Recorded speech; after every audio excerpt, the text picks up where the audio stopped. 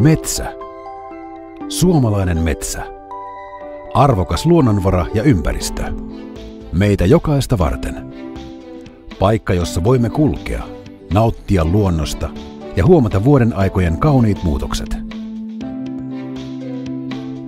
Metsä on inspiraation ja luovuuden lähde.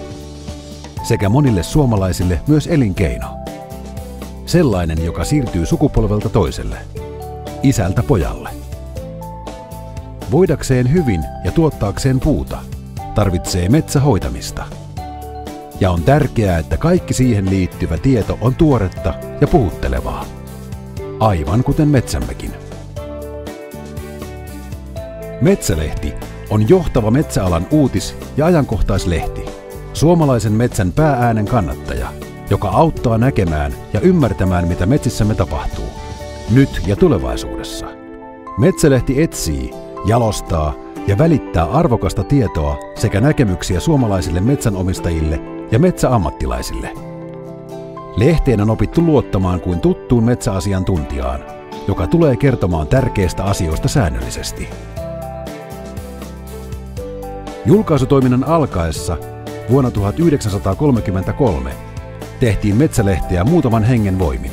Myöhemmin sen ympärille on kasvanut Metsäkustannus Oy, joka kustantaa Metsälehden lisäksi myös Metsälehti-makasiinia, metsäaiheisia kirjoja sekä verkossa julkaistavia metsäuutisia.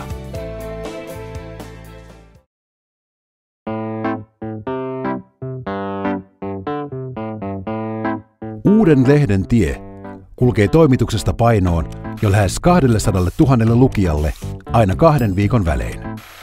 Vuoden ympäri. Metsälehdestä on kasvanut alansa arvostetuin ja luetuin, ajankohtainen asiantuntijalehti, jonka jokainen numero on suunniteltu vastaamaan lukijoiden toiveisiin mahdollisimman hyvin. Nyt jo 80 vuoden ajan.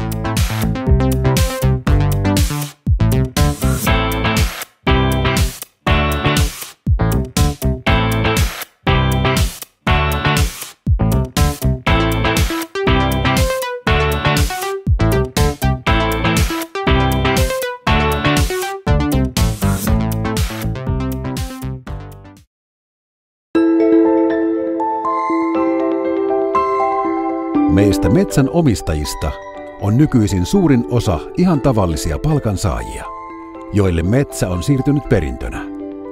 Tuottoja tärkeämpää onkin usein itse ajatus, elämäntapa sekä suvun perinnön ja omien juuriensa vaaliminen seuraavia sukupolviamme varten.